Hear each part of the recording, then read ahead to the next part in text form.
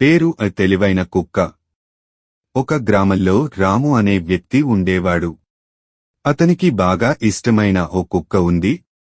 రోజు రాత్రి ఆ కుక్క రాముతో పాటు ఇంటి గుమ్మం దగ్గర కాపలా కాస్తూ ఉండేది. ఒకరోజు దొంగలు రాము ఇంటిలోకి చొరబడాలనుకున్నారు. కాని కుక్క దాని ముక్కుతో తలుపు బలంగా తోసి రామును నిద్రలేపింది. రాము బయటికి వచ్చి చూశాడు. దొంగలు పారిపోయారు. అప్పుడు రాము ఆనందంతో ఆ కుక్కను ఆలింగనం చేశాడు. నీ వల్లే నన్ను రక్షించగలిగావు. నీవు నిజమైన మిత్రవు. నీతి నిజమైన స్నేహితుడు ఎల్లప్పుడూ మనను కాపాడుతాడు.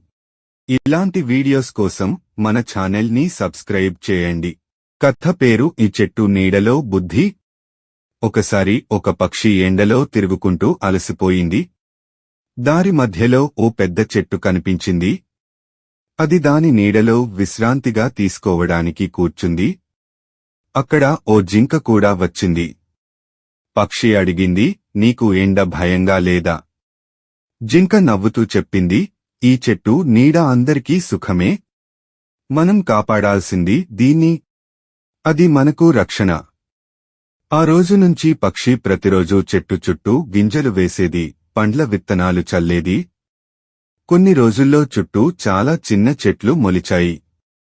నీతి, ప్రకృతి మనకు రక్షణ ఇస్తుంది. మనం కూడా దానిని కాపాడాలి.